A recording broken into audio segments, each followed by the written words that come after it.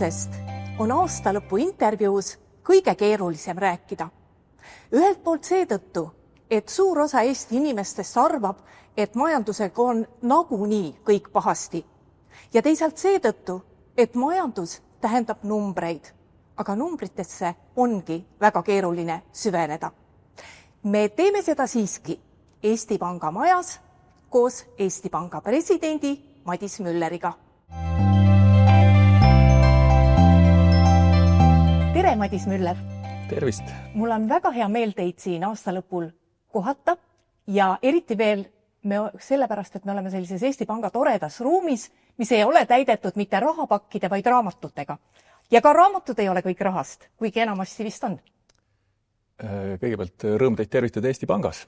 Ja tõesti, see on meie väike Eesti Panga raamatukogu, kuhu me oleme kogunud peamiselt majandusteemalisi raamatuid, kust kolleegid saavad häid mõtteid vahepeal koguda.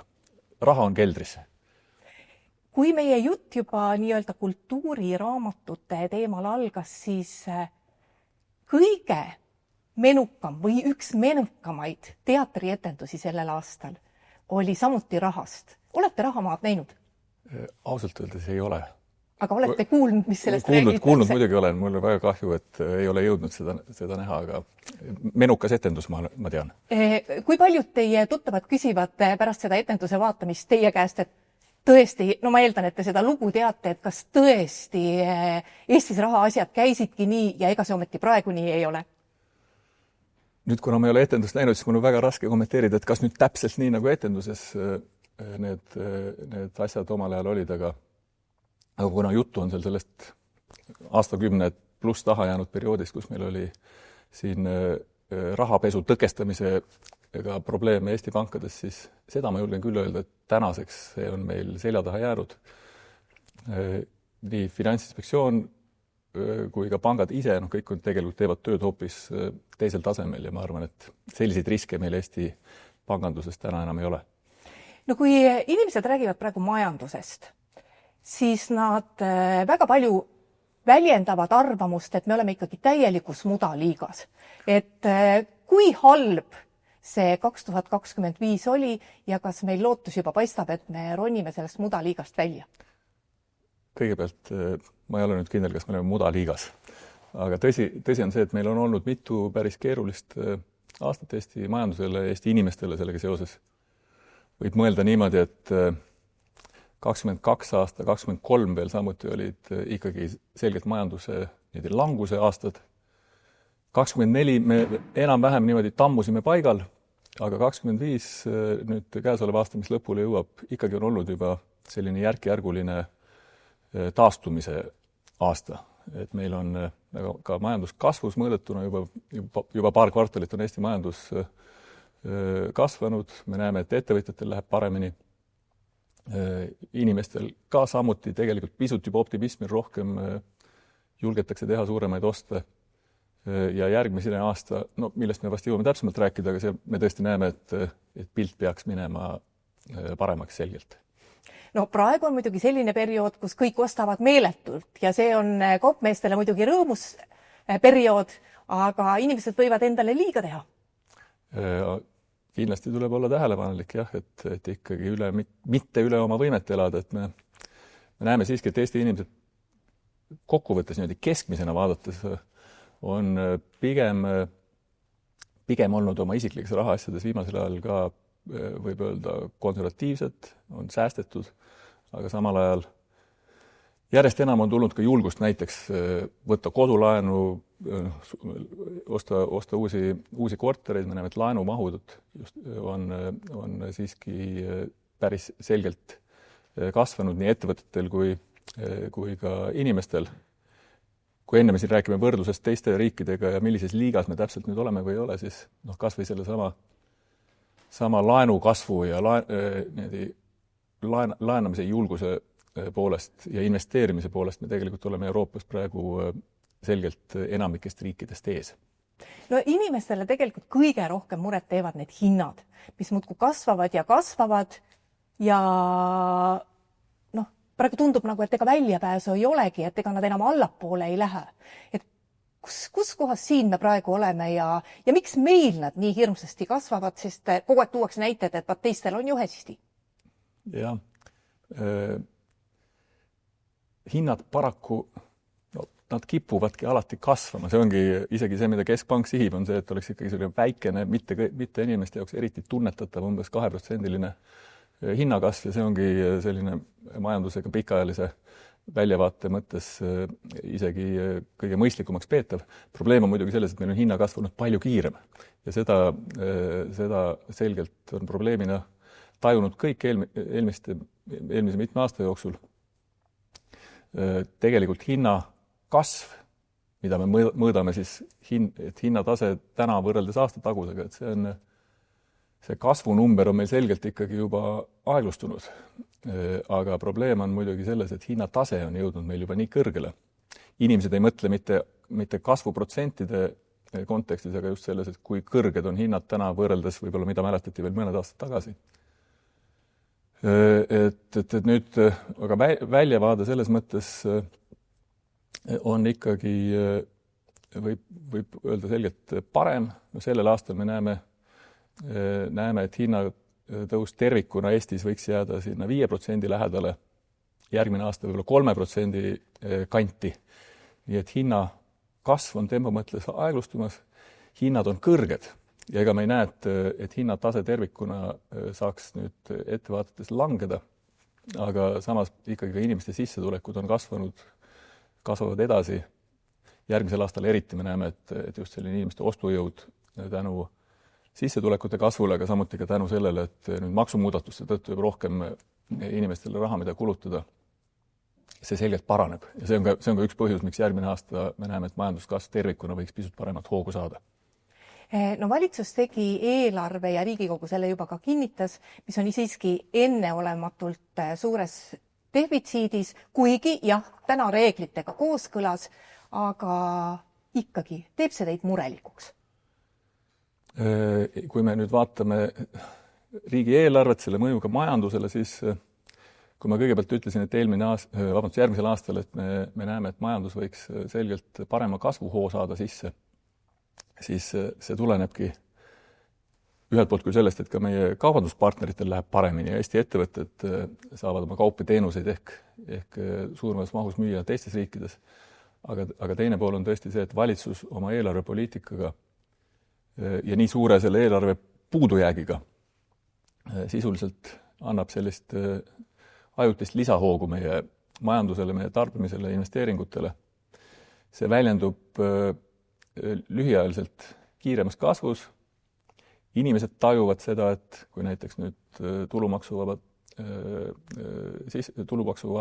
see määr nüüd laieneb kõigile inimestele, siis on rohkem raha, mida kulutada, aga selle hinnaks on tõesti see, et eelarve on meil suhteliselt suures, võib-olla väga suures miinuses. Kaitsekulud kasvavad meil jõudsasti, aga mitte ainult. Ja selle tulemusena kindlasti riigi selline rahanduslik väljavaade on keerulisem, kui ta oleks juhul, kui me suudame paremini oma tulusid ja kulusid tasakaalus hoida. Et siin tagajärjeks on see, et valitsus peab järjest rohkem võlgu võtma, elame rohkem võlgu riigina, laenukoormus kasvab ja lisaks sellele, et meil on võib-olla tulevikus keerulisematel aegadel raskem siis rohkem jälle laenata ja sellega majandust toetada, siis iga aasta me tajume seda hinda siis ka kõrgemate intressikulude näol, mida Eesti riik peab siis oma eelarvetesse planeerima. Et kui numbritest rääkida, siis me näeme, et praegu on selline suurusjärk 200 miljonit me aastas maksame intressimakseid.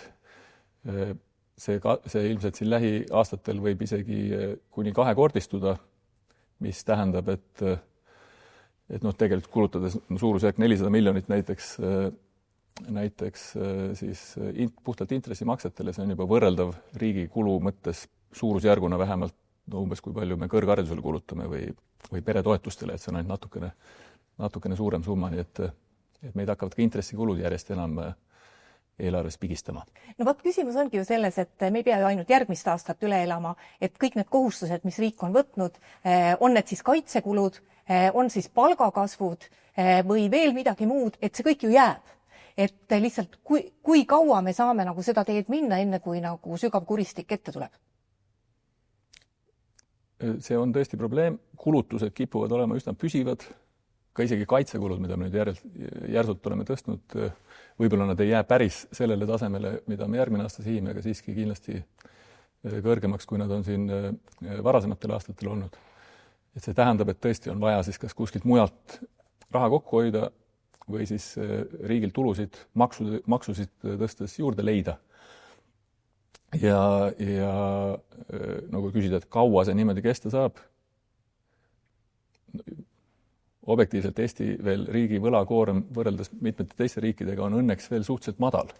Et ma arvan, et meil ei ole sellist päris nüüd vahetut lähema paari aasta muret, et kas me seda raha suudame laenata ja et kas meile siis riigina laenu antakse. Aga eks me ennast nagu järjest keerulisemasse seisu püsivalt mängime, et kui mõelda, et no täna meil on see võlakoormus seal kuskil 25% lähedal. Me siin oleme kalkuleerinud, et lähema paari aastaga, kui ta siin jõuab 30+%, tegelikult me oleme üsna lähedal näiteks, kui me võtame kas või hea näide minu arust Rootsi riik, kus on kokku lepitud, et nemad sihivad sellist 35% SKP-st siis võlakoormust, et kui riigi võlg läheb suuremaks, siis nad näevad, et see on Rootsi riigile risk, tuleb hakata konkreetseid meetmeid kasutusele võtma ja siis valitsusel selgitada, mida nad sellises olukorras teevad.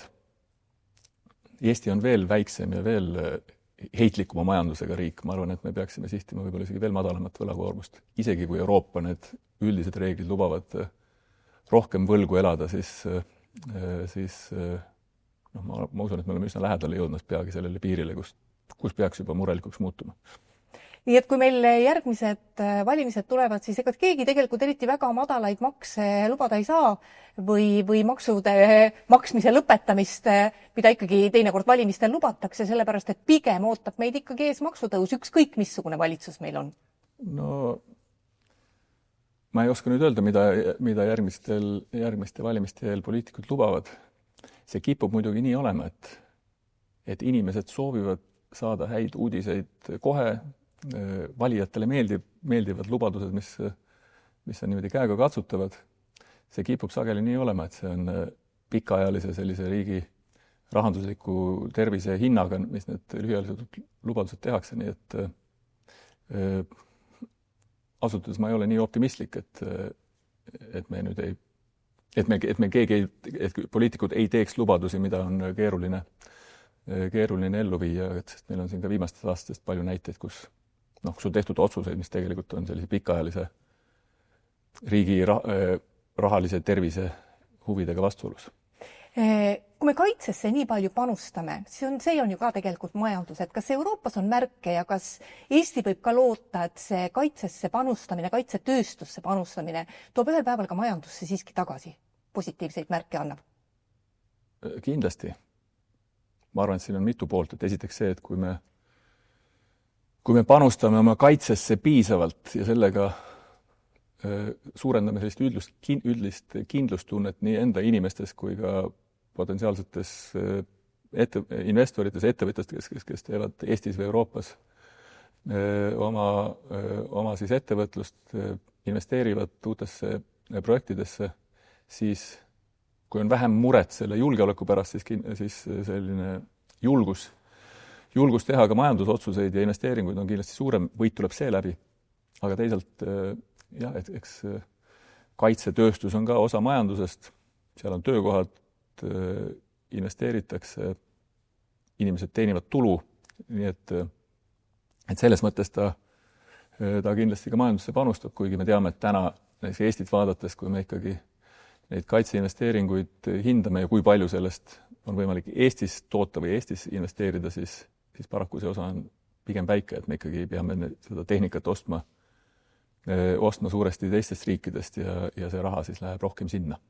No te korra nimetasite juba, et inimesed siiski laenavad ja investeerivad, et praegu nagu intressimäärad on võrreldes sellega, mis siin nüüd natuke aega tagasi oli, ikkagi suhteliselt head ja kodulaenu võtta on soodne. Kas see võiks veel soodsamaks minna? Kas seal on nagu sellist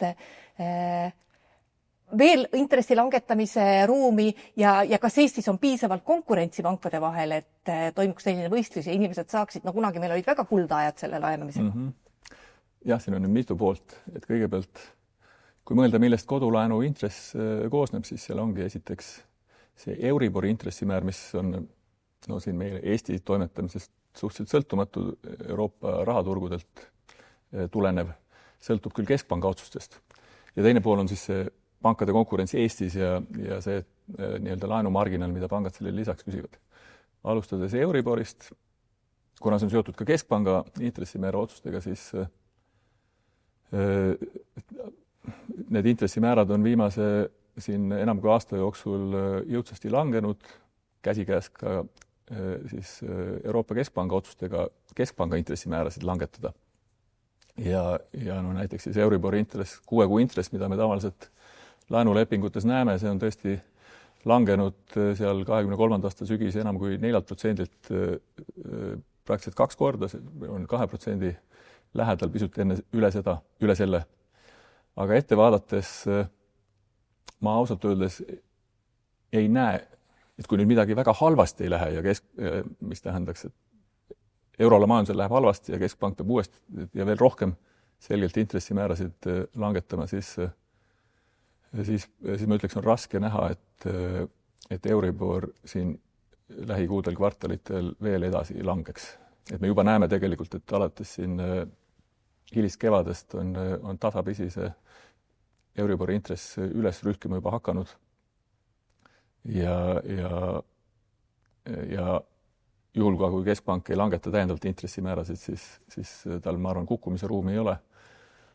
Aga rääkides pankade vahelisest konkurentsist ja kodulaenude intressimääradest tervikuna, siis seda võib küll öelda, et meil siis kodulaenud on soodsamaks läinud ühelt poolt tänu Euribori intressimäära langusele, aga teisalt ka seetõttu, et ikkagi konkurents on pankade vahel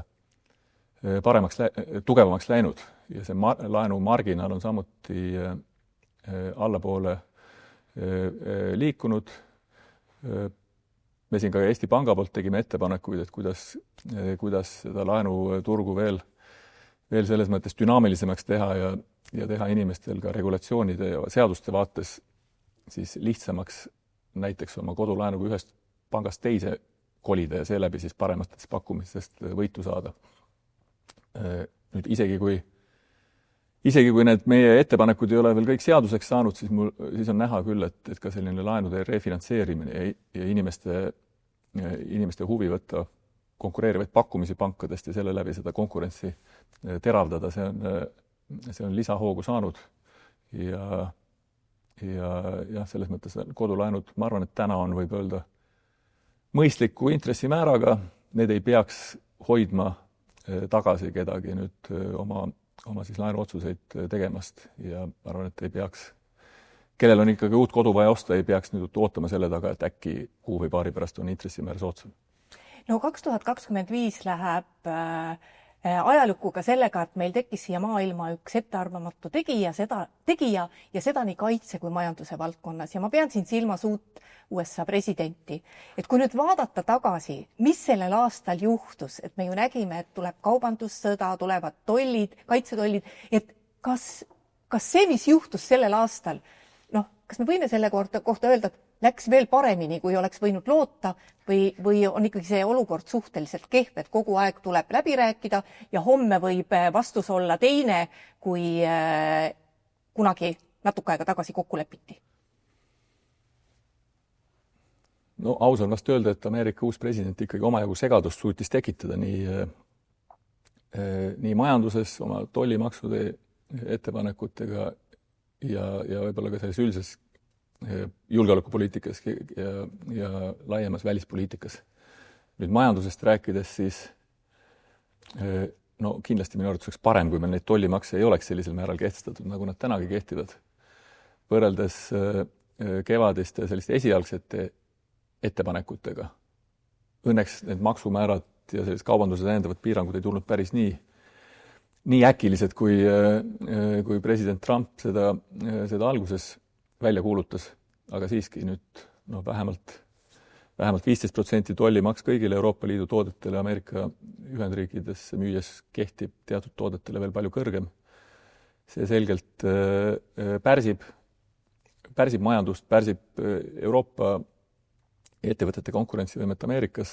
Eks selle kinni lõpuks maksavad ka ikkagi Ameerika inimesed ja tarbijad läbi selle, et hinnad on nende jaoks kõrgemad.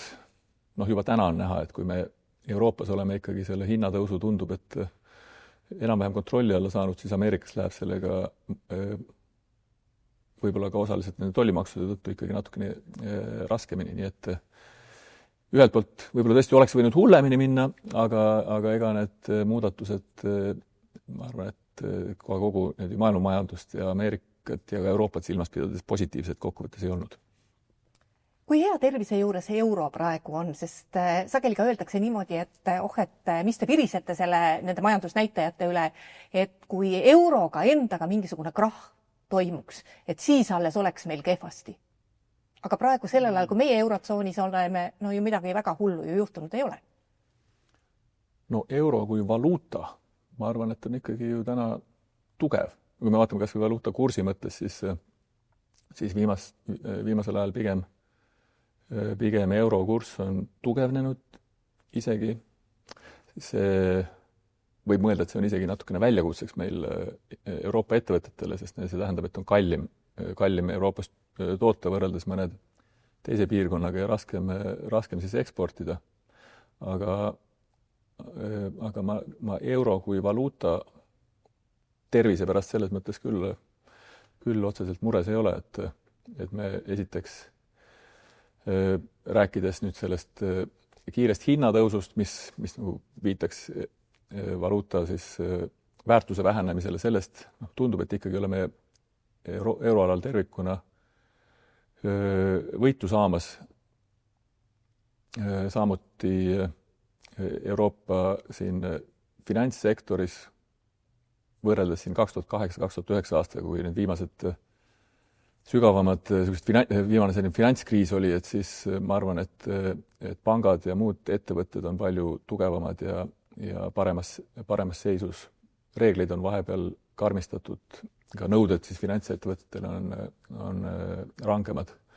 Aga pikaajaliselt selgesti on vaja ikkagi pingutada selle nimel, et Euroopa majandus oleks piisavalt dünaamiline ja konkurentsivõimeline. Ja sellest on ka palju räägitud, et mis lõppkokkuvõttes tõesti pikemat vaadet võttes on see põhiline, mis meie sellist majanduslikku toimetulekut tagab ja lõpuks ka ka euro kui meie raha siis tugevust tagab. Millal meil paremaks läheb, et ma saan aru, et kõik prognoosid näitavad, et järgmisel aastal natukene läheb paremaks, aga millal me võime öelda, et meil ongi juba väga hästi? Et kas prognoosid näitavad ka seda?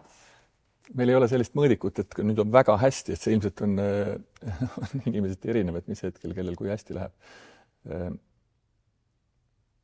Kui ma ütlesin, et meil on paar keerulisemat aastat olnud, siis seda kindlasti kõik, eks ole, tajuvad hästi. Hinnad on kõrgemaks läinud, kõrgemale tõusnud. Ma arvan, et mis üldiselt võib-olla praegust olukorda kirjeldab ka, ja miks inimesed osaliselt sellist ebakindlust tunnevad, et hinnatõus, see on justkui kindel ja püsiv. Kõik näevad, et hinnad on kauplustes kerkinud, aga see, mis puudutab enda sissetulekuid, selles osas kunagi nii kindel ei saa olla, et kas mul nüüd palk või sissetulekud tõusevad ja kui püsiv see on. Ja isegi kui keskmiselt tegelikult ikkagi Eesti inimesed on aastatega selgelt majanduslikult paremale järjele saanud, siis esiteks on see muidugi erinev, eks ole, mitte kõigil ei lähe alati ühtemoodi hästi, aga ikkagi sellist enda võib-olla toimetuleku suhtes ebakindlust on veidi rohkem. Kui me veel tagasi vaatame võib-olla natuke pikemalt, mida tasub ka minu arvates teha, mitte ainult viimast paari aastat hinnata, siis just võtsin kokku numbrid näiteks viimase 15 aasta kohta. See on umbes nii kaua, kui me Eesti Pangas olen olnud, mitte et see nüüd sellega seotud oleks, aga lihtsalt huvitav endal võrrelda, et 10 aastaga võrreldes, no näiteks keskhinnad Eestis tervikuna on tõusnud umbes 80%, väga suur number, toiduhinnad 115% keskmiselt. No võib-olla siin on hea võrdluseks mõelda, et ainult sellest 2% on maksumuudatuste tõttu, et me ei saa rääkida, et näiteks see ei ole käibemaksu tõus, mis on toidu kallimaks teinud, vaid toiduhinnad on maailmas kasvanud ja meil võib-olla veel enamgi. Aga samal ajal keskmine sissetulek on Eestis kasvanud 180% ehk sisuliselt siis rohkem kui 2 korda kiiremini. Tegelikult Eesti inimesed elavad selgelt ikkagi palju paremini kui siin 10-15 aastat tagasi. Aga jah, me võib-olla ei võta tavaliselt mõeldes nii pikka seda ajahorisonti. Aga nüüd ette vaadates järgmisest aastast rääkides, siis tõesti see läbi, et esiteks see maksuvaba tulu nüüd kõigile laieneb, siis see juba annab niisugusele keskmisele pereeelarvele päris palju juurde. Et näiteks me Eesti Pangast siin prognoosime, et keskmine palgatõus võiks järgmine aasta jääda sinna 5% peale. Nüüd, kui võtta arvesse, et maksuvaba tulu nii palju laieneb, nii palju suureneb keskmiselt, see tähendab, et see netopalk, mida inimene siis maksude järgselt koju saab endale kasutamiseks, see kasvab lausa 10% ja isegi kui nüüd hinnatõus sealt jälle umbes 3% ära hammustab, siis sellise ostujõu mõttes, et kui palju Eesti inimesed saavad järgmine aasta rohkem kaupu ja teenuseid tarbida, siis kasv on seal umbes 7% lähedal, mis on tegelikult tõesti väga kiire. Ja see on ka üks põhjus, miks me näeme, et järgmine aasta just sellise inimeste ostujõu paranemise läbi ja suuremate sellest tulenevate ka ostude ja tarbimise läbi majandus täiendava tõuke suuresti saab, nii et see tuleb küll suureneva võlakoormuse ja eelarve puudujäägi hinnaga kahjuks, aga need majanduse kasvu näitajate inimeste toimetuleku vaatenurgast järgmine aasta selgesti paistab tulevat parem kui tänavune ja paar varasemat. Kui tõsiselt peaks ka see valitsus või järgmine valitsus ikkagi mõtlema selle peale ja panema paika plaanid, mil moel me rahastame tulevikus nii pensionimakse, kui mil moel me rahastame tervishoidu, sest praegu on ju aru saada, et tervishoid paraku elab reservide peal. Et kui kiire sellega on, et Eesti teeks endale selgeks, mis meie nägemus on seal? Või olete näinud, et valitsus sellega tegeleks? Kindlasti tegeletakse. Mingil määral tegeletakse, aga nii tervishoid kui pensionid, sotsiaalkindlustus laiemalt on ühed suuremad tükid Eesti riigi eelarvest, Eesti riigi kuludest. Kui me enne rääkisime sellest, et Eesti riik kulutab rohkem, kui tal on tulusid, siis kindlasti need on ühed valdkondadest, kus see surve tuleb. Mõlema puhul ausalt öeldes, kui me nüüd midagi ei tee, see pilt läheb eeldatavasti ainult kehvemaks. Tervishoiust, juba alates sellest, kui me siin koroonapandeemia ajal panustasime palju rohkem tervishoidu, arstide ja meditsiinitöötajate palgad on järsult ka tõusnud ja muud täiendavat ressurssi on tervishoidu riik andnud, siis juba me panustame rohkem. Vajadus tundub olevat veel suurem. No, mul tundub, et tervishoid on ka üks valdkond, kus alati on, eks ole, tegelikult on alati nõudlus teenuste järele võib mõelda, et suurem, kui on võimalik rahastada, sest alati on uusi kalleid ravimeetodeid, kellegi elu oleks veel võimalik säästa sellele siis piisavalt palju raha kulutades, nii et mul tundub, et see nõudlust piirata on väga keeruline ja selles mõttes see valem ei ole mitte lihtne lahendada.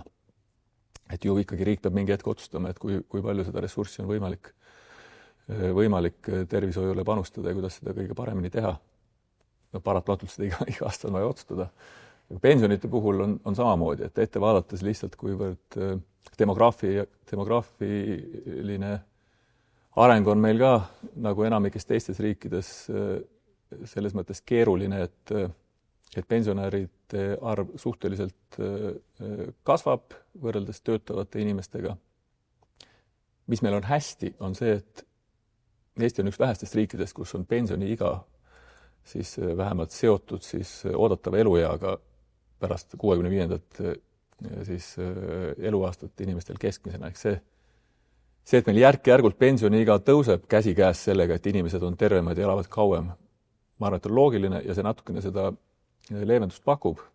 Aga teisalt, meil on ka siin tehtud ju muudatusi, mis olukorda veelgi, väljavaadet veelgi raskemaks muudavad.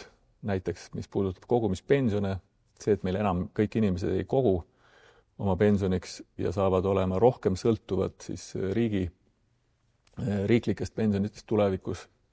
Olukorras, kus me teame, et riiklike pensioni on järjest raskem maksta, siis see ainult tekitab täiendavat survet riigi kulutuste kasvuks. Nii et ma ausalt öeldes väga lihtsaid lahendusi ei näe. Pensionite puhul minu arust on väga oluline, et inimesed ikkagi ise ka säästaksid ja ainult ei loodaks sellele, et riik neile siis tulevikus piisavalt sissetulekut suudab tagada. Järgmise aasta suvel lõpeb teie ametiaeg. Annate selle ameti kerge südamega üle? Lühike vastus on jah, sest esiteks ma arvan, et Eesti Pank on organisatsioonina hästi toimiv ja nii-öelda korras. Oleme üldiselt minu arvates küll oma ülesannetega hakkama saanud.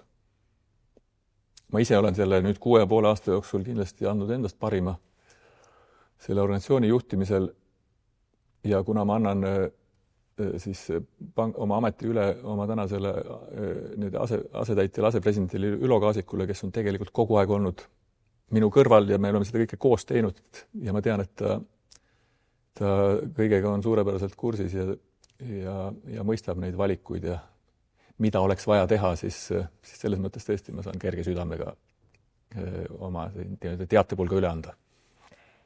Aitäh selle toreda intervjuu eest ja ilusat aasta lõppu teile! Aitäh ja ilusat aasta lõppu teilegi!